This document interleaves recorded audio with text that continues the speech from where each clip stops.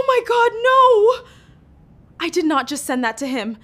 This is an absolute disaster. I'm ruined. Is everything ready for tonight? Everything is going exactly as planned. Her thumb hovered for half a second, too short. One wrong digit, one tired sigh, one message sent into the void, and somewhere across the city, a phone buzzed in the hand of a man the underworld called a ghost for a reason. Maya didn't know his name yet. She wouldn't know it for hours. All she knew was that she'd had a 12-hour shift, a headache the size of Ohio, and a boyfriend who deserved a little chaos in his inbox tonight. So she typed it fast, hit send faster, and went back to peeling off her heels like she'd just won a war nobody else knew she was fighting. She had no idea she'd just declared war on someone else's. Taejin was in a black car winding through wet city streets when his phone lit up.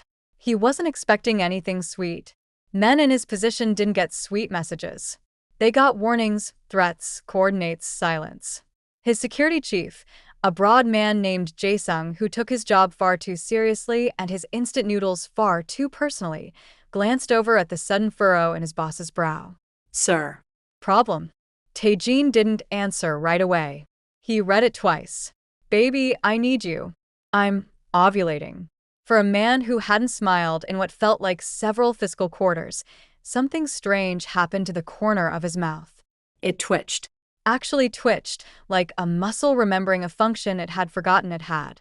No problem, he said finally, sliding the phone into his coat pocket like it was a live grenade he decided to keep as a pet. Jae-sung did not believe him.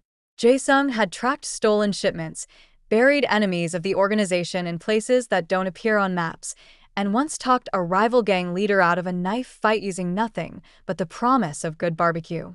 He knew a rattled man when he saw one. Sir, if that's a threat, I need the number. It's not a threat, Taejin said. Then, after a pause that lasted just a little too long, I don't think. Meanwhile, across town, Maya's actual boyfriend, a mild-mannered man named Corey who worked in insurance and had the spontaneity of a filing cabinet, sent her a text asking why she hadn't responded to his message about picking up dinner. Maya frowned at her phone. She scrolled up. She saw the message she'd sent. She saw the number. It was not Corey's number. It was off by one single digit, a keystroke of pure cosmic betrayal, and Maya sat frozen on her bed with her heart performing acrobatics her doctor would not approve of. Oh no, she whispered. Oh no, no, no, no. She fired off an apology text so fast her fingers nearly caught fire. I am so sorry, wrong number, please ignore that. I am mortified, please forget you ever saw that message. I will personally pay for your therapy. The reply came almost instantly. Who are you? 3 words. No punctuation of panic. No emoji. Just cold, quiet curiosity, like the words themselves were wearing a tailored suit. Maya's stomach dropped somewhere near her ankles. This was not the reaction of a random stranger mildly amused by a texting mishap. This was the reaction of someone who did not get surprised often and clearly did not appreciate it when they were. She should have blocked the number. Every rational cell in her lawyer brain screamed at her to block the number. Instead, driven by the same reckless curiosity that had once made her cross-examine a hostile witness until he cried in open court, she typed back. Someone who just ruined both our evenings. Who's asking? If Taejin's men could have seen his face in that moment, they might have finally understood why their boss occasionally disappeared into his office for hours without explanation. Somewhere beneath the tattoos, the reputation, the trail of men who regretted crossing him, there was apparently still a person capable of being amused.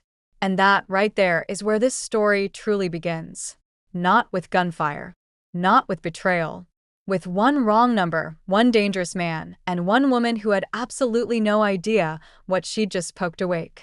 Speaking of things people wake up that they shouldn't, every empire like Taejin survives because someone, somewhere, decided loyalty could be bought and silence could be sold.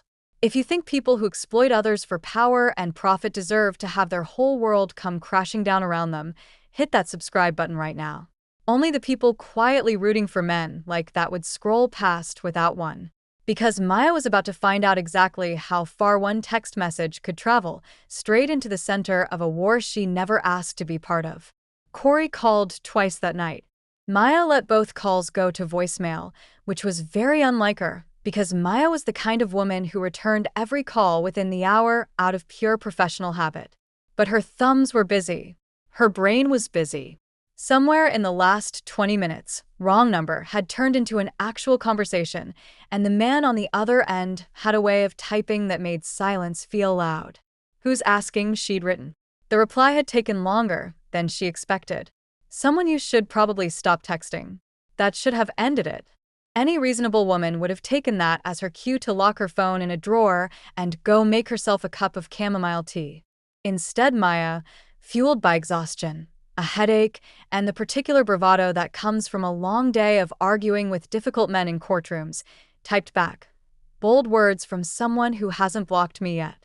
There was a pause. Then, fair point.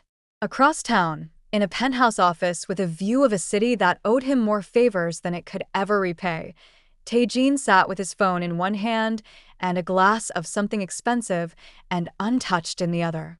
Jae-sung stood by the door pretending not to watch him, the way a man pretends not to watch a pot that keeps threatening to boil over. "You're smiling again," Jae-sung said. "I'm not smiling." Sir. With respect. "You're smiling. It's disturbing everyone downstairs." Tae-jin set the phone down like it had personally offended him, which was rich, considering he was the one who kept picking it back up every 90 seconds.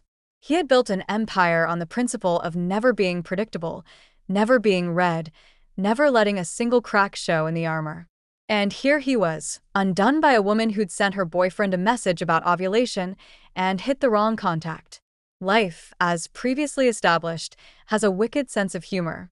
"Trace it," he said finally. "I want to know who she is." "Sir, you said this wasn't a threat." "It's not. I'm being careful. There's a difference." Jae-sung, who had survived 15 years in an organization where curiosity got people killed, chose his next words with the delicacy of a bomb technician. "Careful people don't grin at their phones like teenagers, sir. Get out." By morning, Maya had convinced herself the whole thing was a fever dream brought on by exhaustion and bad decision-making. She went to work, argued a motion in front of a judge who looked like she hadn't slept since the Clinton administration, and tried very hard not to think about the stranger with the unreadable texting voice. She almost succeeded. Almost. Then her phone buzzed during her lunch break. "I looked into you," the message read. "Lawyer. Good record. No skeletons. Refreshing." Maya nearly choked on her sandwich. "You looked into me? Occupational habit. What exactly is your occupation?" The 3 dots appeared, disappeared, appeared again, like he was debating just how much rope to hand a woman he'd known for less than 24 hours. Finally, complicated business. International trade, mostly. Maya, who spent her professional life detecting lies wrapped in polite language, felt every instinct she owned light up like a switchboard. International trade, mostly, was the kind of sentence people used when the actual answer involved words like laundering or smuggling or something significantly less legal than import tariffs. She should have stopped there. She had every reason to stop there. Instead, she wrote, "That's the vaguest sentence I've ever read, and I once cross-examined a man who tried to convince a jury his pet iguana filed his taxes." For the first time in longer than Jae-sung could accurately estimate, Tae-jin laughed out loud. Alone, in an office where laughter was rare currency. Somewhere in the back of his mind, a warning bell rang, quiet but persistent, the same bell that had kept him alive through years of betrayal and bloodshed. Men in his position did not get to have soft, funny, curious women texting them about ovulation and iguanas. Men in his position got enemies, informants, and the occasional bullet with their name etched somewhere on it. But the bell rang quieter than the laugh, and for the first time in a long time, Tae-jin chose to ignore it. Because if the villains of the world only thrive when good people stay quiet and play it safe, then maybe it's worth asking yourself what you'd do if fate handed you a wrong number too. Drop a comment below on whether you think Maya should have blocked him right then and there, or whether some collisions are simply too interesting to avoid. Only the people scared of a little risk would scroll past without answering that one. Because Maya, without knowing it, had just taken her first real step into Taejin's world. And in that world, there was no such thing as a small mistake. 3 days into whatever this was, Maya had developed a new and deeply inconvenient habit of checking her phone every time it buzzed, hoping and dreading in equal measure that it was him. Corey, meanwhile, had noticed the distraction. Corey noticed most things eventually, in the slow, plodding way a man notices weather changes days after everyone else has already put on a coat. "You've been weird," he told her over dinner, poking at his pasta like it owed him money. Distracted. "Is everything okay?" "Everything's fine," Maya said, which was the kind of sentence lawyers only used when things were, in fact, not fine. She liked Corey. She did. He was steady, reliable, the human equivalent of a well-maintained sedan. But steady and reliable had never once made her stomach flip the way 3 cryptic words on a screen had. That should have concerned her more than it did. Across the city, Taejin was having a considerably worse week.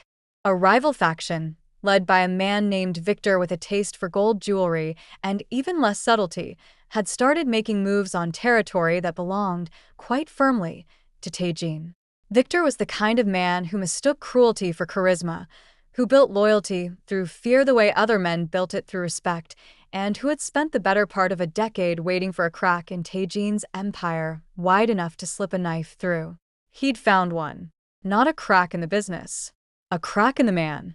"Word is you've got a girlfriend," Victor said over a phone call Taejin hadn't wanted to take. "A lawyer. Cute. Prosecutes men like us for fun." Taejin's jaw tightened. "She's not involved in this." "She is now," Victor said, and hung up before Taejin could answer. That was the moment the story stopped being funny. Jae-sung burst into the office 10 minutes later, out of breath in a way that suggested he'd taken the stairs 3 at a time. "Sir," Victor's people were spotted near her building. 2 SUVs. They didn't do anything, but they wanted to be seen. Taejin stood so fast his chair nearly toppled. For a man famous for never losing his composure, the sight of him gripping the edge of his desk like it was the only thing keeping him upright was, according to Jae-sung's later retelling, deeply alarming. "Get people on her." Now. Discreetly. "Sir, if we put men outside her building, she's going to notice." "I don't care. I'm not letting Victor turn her into leverage." Maya, blissfully unaware that her apartment building had suddenly become a strategic point of interest for 2 competing criminal factions, noticed exactly what Jae-sung predicted she would notice. Black SUVs. Men in dark coats who stood a little too still, watched a little too closely, and definitely did not belong on her quiet residential street where the biggest scandal in years had been a dispute over a neighbor's overgrown hedge.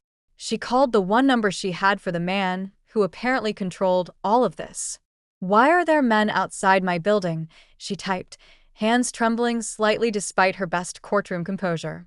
"Stay inside. Don't open the door for anyone you don't know." "That's not an answer. It's the only one I can give you right now." Maya stared at the screen, torn between fury and a fear that was rapidly curdling into something worse, the dawning realization that whatever international trade meant, it clearly involved men who watched apartment buildings like predators, sizing up prey. She thought about calling the police. She thought about calling Corey. She thought about calling her mother, who had warned her since childhood that curiosity, while a fine quality in a lawyer, was a dangerous one in a woman who didn't know when to stop asking questions. Instead, she texted back, "I'm a lawyer. I know how to file a restraining order. Tell your friends that."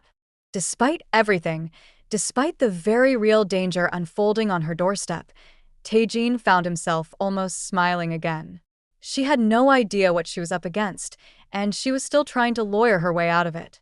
Because that's the thing about men like Victor, the kind who think fear is the same as respect, who believe loyalty can be squeezed out of people through threats and shadows on a quiet street. They never expect resistance from someone they've already written off as a pawn. If you believe people like Victor eventually get exactly what they deserve, hit subscribe now because trust me, this story is going somewhere very satisfying for him. Only the people quietly hoping he wins would skip that button. Because Maya was done being careful. And Taejin was about to learn that the woman he'd accidentally let into his life was far more dangerous to his enemies than any of them realized. The men outside her building disappeared by morning, which somehow unsettled Maya more than their presence had. Absence, she'd learned in her years practicing law, rarely meant safety. It usually meant regrouping. She went to work anyway, because that's what she did, because the world didn't stop needing briefs filed just because her personal life had apparently developed its own organized crime subplot. But her focus kept slipping. During a deposition, she found herself staring at her phone instead of the witness, and had to be nudged back to attention by her paralegal, a sharp-eyed woman named Odalise who had known Maya long enough to recognize distraction when she saw it. "You're somewhere else today," Odalise said at lunch, unwrapping a sandwich with the precision of a surgeon. "Boy trouble." "Something like that." "Quarry trouble?" No. "Different trouble." Odalise raised an eyebrow so slowly it might as well have filed its own motion. Maya. "What have you done?" Maya laughed despite herself, a tired, slightly unhinged laugh. "Texted the wrong number." Apparently the wrong number belongs to someone with a security detail. "A married man?" Worse. "I think he might be a criminal." Odalise set her sandwich down with the gravity of a woman preparing to deliver closing arguments. Maya. Girl. "You prosecute criminals for a living." "I'm aware. You're playing with fire." "I'm aware of that too." Meanwhile, across the city, Taejin was learning that Victor's patience had officially run out. A shipment meant for Taejin's warehouse had been intercepted overnight, not stolen, just delayed, rerouted, tampered with enough to send a message. Victor didn't need to win outright. He just needed Taejin distracted, off balance, worried about something other than the empire he was supposed to be protecting. And nothing distracted a careful man faster than an uncareful woman he couldn't stop thinking about.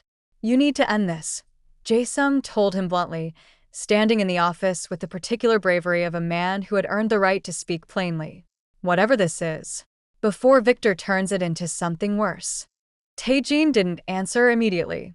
He was looking at his phone again, at a message Maya had sent an hour earlier. "Odalise thinks I'm playing with fire." She's probably right. "Should I be worried?" He typed back before he could stop himself. Yes. "You should block this number and never look back." "But you haven't blocked mine either," she wrote. He hadn't. That was the problem. "Sir," Jae-sung pressed. "This isn't a debate. Victor knows about her. That makes her a target whether you want her involved or not." "I know that." "Then end it." Taejin set the phone face down on his desk, jaw tight, the muscle memory of 100 difficult decisions kicking in. He had ended things before. Business deals, alliances, men who'd outlived their usefulness. Ending things was, unfortunately, a skill he possessed in abundance. He picked the phone back up. "We should stop talking," he wrote. "It's not safe for you." The reply came fast, faster than he expected, faster than felt reasonable for a woman who had every logical reason to run in the opposite direction. "Then tell me why." Not the vague version. The real one. Taejin stared at the screen for a long moment. Somewhere down the hall, Jae-sung was pacing, muttering something in Korean that was almost certainly not complimentary. Somewhere across the city, Victor was likely celebrating a small, cruel victory, believing he'd already won by simply reminding Taejin that softness had a cost. But here's the thing about men like Victor, the ones who think they can control outcomes by making people afraid. They forget that fear has an expiration date, and once it runs out, what's left behind is usually rage, and rage tends to be far more creative than fear ever was. If you think people who use intimidation to control others eventually lose to the people they underestimated, go ahead and hit that like button right now, because that's exactly the story unfolding here. Only the people rooting for the bully would scroll past without tapping it. Taejin typed his answer slowly, each word deliberate, each word true in a way he hadn't allowed himself to be in years. "Because for the first time in a long time, someone made me laugh. And I'm not willing to lose that over people who've never once made me feel anything at all." Maya read the message twice, then a third time, her heart doing something complicated and unwise in her chest. She had absolutely no idea what she was walking into. But for the first time since that ridiculous, humiliating, life-altering text message, she realized she didn't want to walk away from it either. Maya didn't sleep much that night. She lay in bed replaying his words, because for the first time in her life, no man had ever answered a direct question with something so honest it left her slightly breathless. Corey, by comparison, once took 20 minutes to answer whether he preferred Italian or Thai food. By morning, she'd made a decision that her rational brain screamed against, and every other part of her fully endorsed. "I want to meet you," she texted. "In person. Somewhere public." The reply took nearly 10 minutes, an eternity by their usual standards. "That's a bad idea." "Probably," she wrote back. "But I've built a career on cross-examining people until I find the truth. I'd like to look you in the eye and decide for myself if you're worth the risk." Tae-jin read that message standing at his office window, looking out over a skyline that had never once made him feel the way 6 sentences from a stranger just had. Jae-sung, watching from the doorway, could practically see the internal war happening behind his boss's eyes. "Don't," Jae-sung said simply. "I know, sir. I know, Jae-sung." But knowing something was a bad idea had never once stopped Tae-jin from doing it anyway when it mattered enough, and somewhere in the last 2 weeks, this had started to matter more than it had any right to.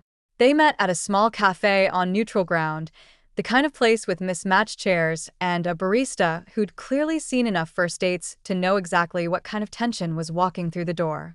Maya arrived first, choosing a seat facing the entrance out of pure lawyer instinct, the same instinct that told her to always know where the exits were. When Tae-jin walked in, dressed down, tattoos mostly hidden beneath a simple black jacket, she understood immediately why photographs never quite captured him. There was something coiled and careful in the way he moved, like a man who'd spent years making sure he never took up more space than necessary, never gave anyone more to grab onto than they needed. "You look nervous," she said as he sat down. "I don't get nervous. Your gripping that coffee cup like it insulted your mother."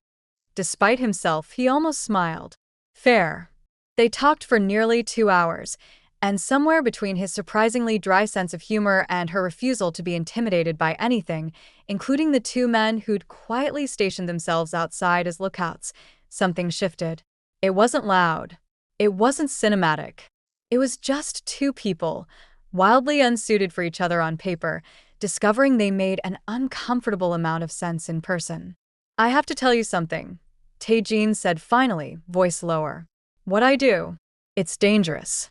Not metaphor dangerous. Actual danger. People who get close to me become targets." "I've noticed the SUVs," Maya said dryly. "Subtle, by the way." "I'm serious, Maya." "So am I," she said, and for once there was no sarcasm in it. "I've spent my whole career around dangerous people, convincing juries that dangerous men deserve consequences. I know what danger looks like. I'm asking if you're worth it anyway." Before he could answer, his phone buzzed. Then buzzed again. Jae-sung's name flashed across the screen with a kind of urgency that never meant good news. "Victor's people. 2 blocks from the cafe. They know you're here." Tae-jin's expression shifted instantly, the warmth from moments earlier replaced by something sharper, colder, the version of him that had survived years in a business built on violence. "We need to go. Now." "What's happening?" "I'll explain later. Right now I need you to trust me." Maya, against every ounce of legal training that told her never to agree to vague terms, nodded and let him pull her toward the back exit just as the front door chimed with the arrival of 2 men who had absolutely no business drinking overpriced lattes. Outside, in the alley behind the cafe, Tae-jin's driver was already waiting, engine running, door open. Victor, it seemed, had decided that patience truly was a virtue he no longer possessed and had escalated from watching to hunting. Because that's always the way with men like Victor. They wait in the shadows, convinced that fear is a strategy, right up until the moment their targets stop being afraid and start fighting back. If you believe cowards who hide behind threats deserve to lose everything the moment someone finally stands up to them, comment below with exactly what you think should happen to Victor by the end of the story. Only the people secretly hoping he wins would stay silent. As the car sped away from the cafe, Maya's hands were shaking, not from fear exactly, but from the sudden, dizzying realization that she was no longer a bystander in whatever this had become. She was in it now. All the way in it. And so, apparently, was he. The car wove through side streets Maya didn't recognize, Tae-jin's jaw tight, his phone pressed to his ear as he barked instructions in a mix of English and Korean that made Jae-sung's voice on the other end sound increasingly frantic.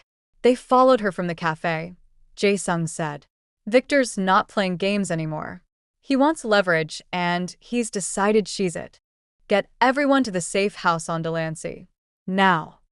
Maya sat rigid in the back seat, watching the city blur past, trying to reconcile the calm, dry-humored man from the cafe with the version of him currently rerouting an entire security operation like it was as routine as ordering takeout. "You're very good at this," she said, mostly to keep her voice from shaking. Good at what? Crisis management. Most men panic when someone doubles their security detail in real time. Most men don't run an empire, he said, and there was no boast in it, just exhaustion. They arrived at a nondescript brownstone 20 minutes later, tucked behind a bakery that smelled improbably like cinnamon given the circumstances. Inside, it was less safe house and more fortress, reinforced windows, men stationed at every exit, Jae-sung pacing like a man who'd aged 5 years since breakfast. "This is insane," Maya said, finally letting herself feel the fear she'd been suppressing since the cafe. 2 hours ago, I was drinking coffee. Now I'm in a secret bakery fortress. I told you it was dangerous. You told me. You didn't tell me it was going to feel like a heist movie. Despite everything, Tae-jin laughed, short and surprised, the same laugh Jae-sung had described as disturbing everyone downstairs. "You're taking this remarkably well. I'm a lawyer. I compartmentalize professionally." She sat down hard on a worn leather couch, adrenaline finally catching up with her. "Who is this Victor person, and why does he think kidnapping me is a good business strategy?" Tae-jin's expression darkened. "Victor's been trying to take my territory for 2 years. He thinks softness is a weakness he can exploit. He's not entirely wrong. Am I the softness? You're the first thing I've cared about in a decade that isn't business," he said quietly. "That makes you exactly the kind of weakness men like Victor look for."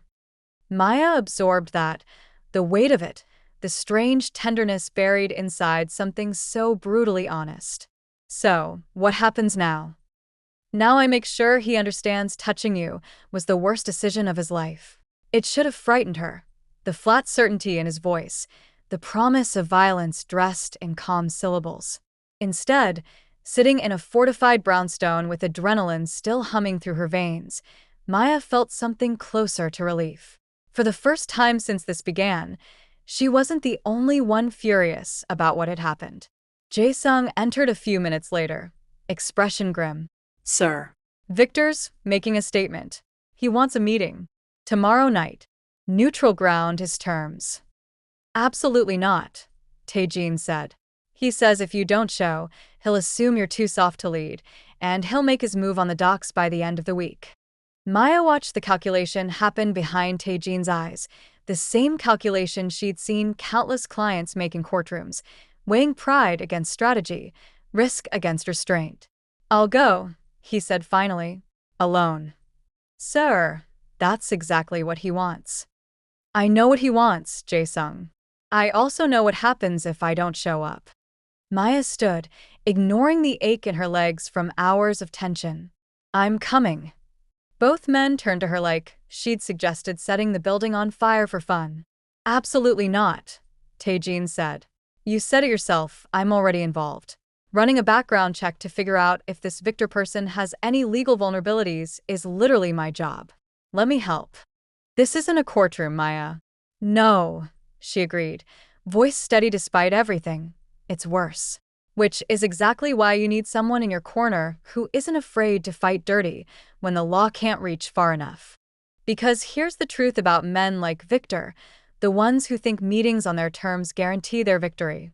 They forget that cornered people, especially the smart ones, don't play by anyone's rules but their own.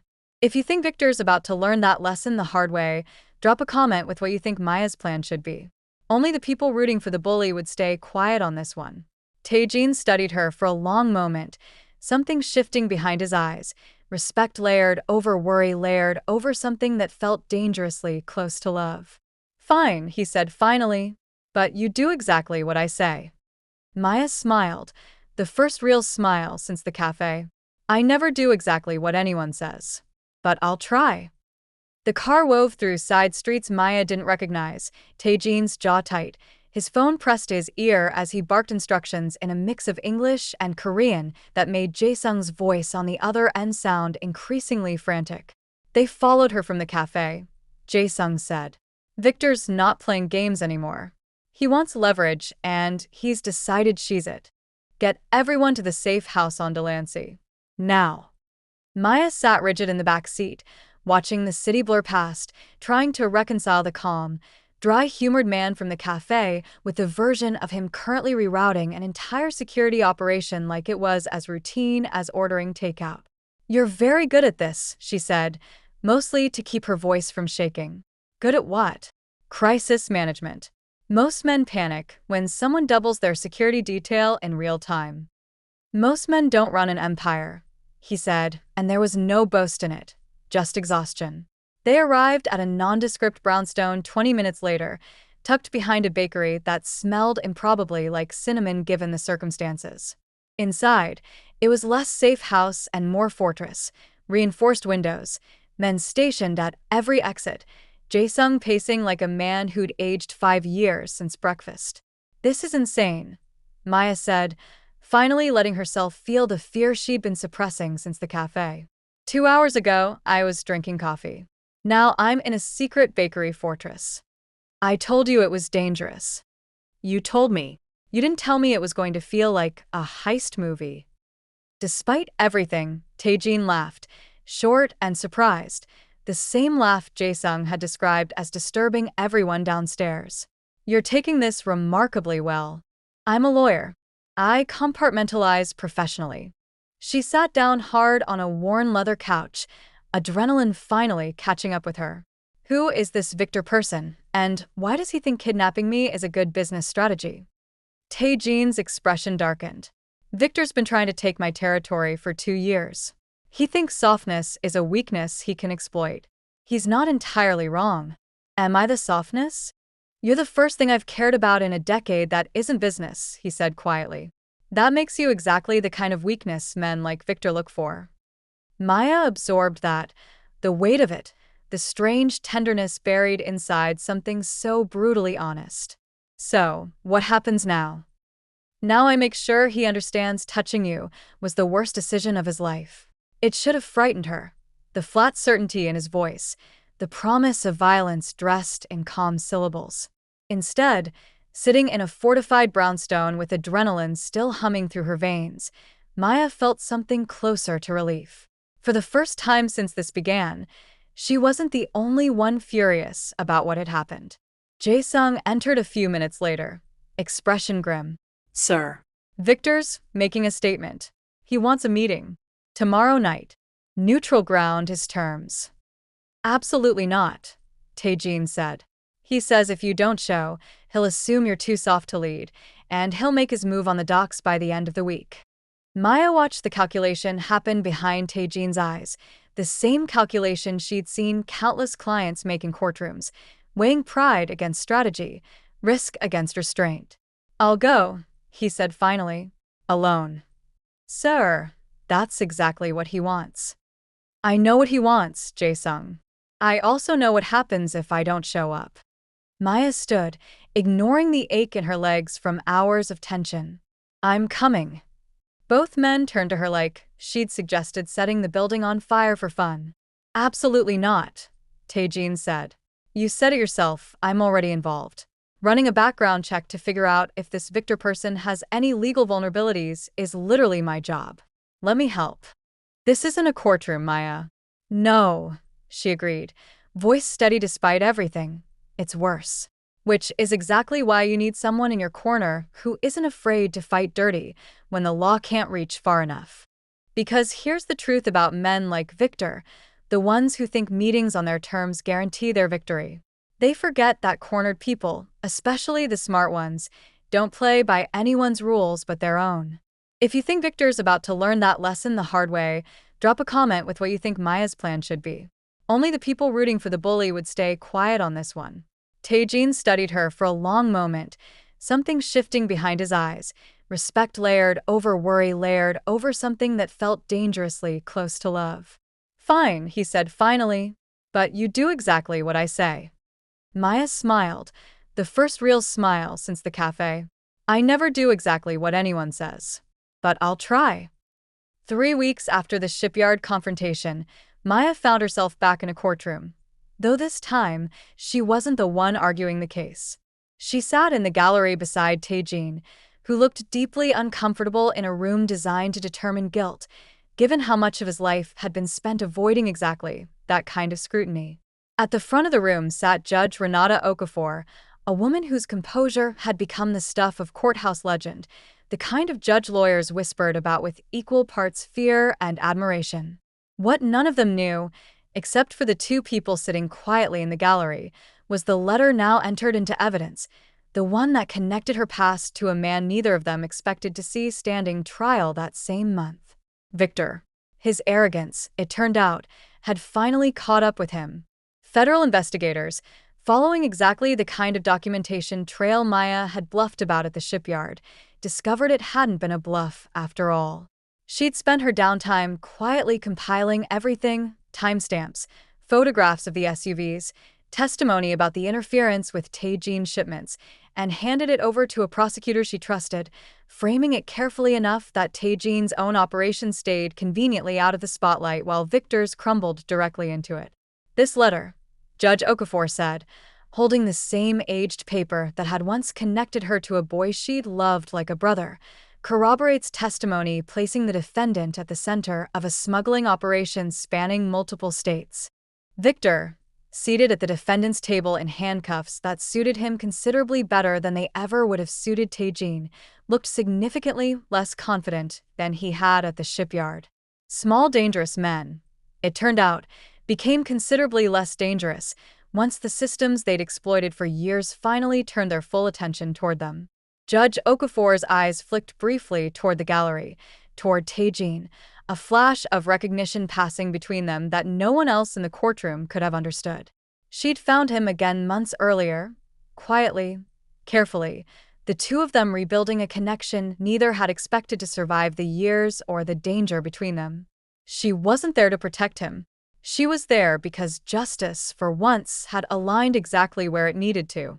The defendant is remanded without bail pending sentencing, she said, gavels striking with a finality that echoed through the room like a closing chapter. Outside the courthouse, Taejin exhaled for what felt like the first time in weeks. It's over. It's over, Maya agreed, slipping her hand into his without hesitation, a gesture that would have seemed impossible to her a month earlier, back when her biggest problem had been a poorly aimed text message and an exhausted evening.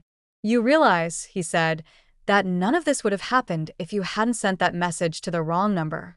You realize, she said, that you could have just blocked me. I thought about it, and I've never been more grateful for a wrong number in my life. Corey, for what it's worth, had long since moved on, unbothered and blissfully unaware of just how thoroughly his ex-girlfriend's life had been rearranged by a single misdirected text. Maya sent him a fruit basket out of guilt. He never asked why.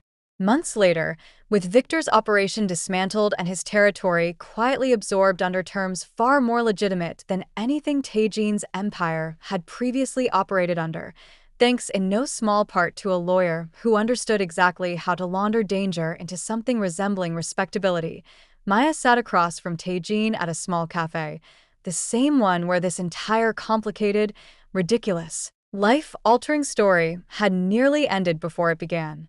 Any regrets? He asked, sliding a cup of coffee toward her. About the text? No. She smiled, the same smile that had once made a dangerous man laugh out loud in an office where laughter had been rare currency. About choosing curiosity over caution? Also no. Even knowing everything it cost.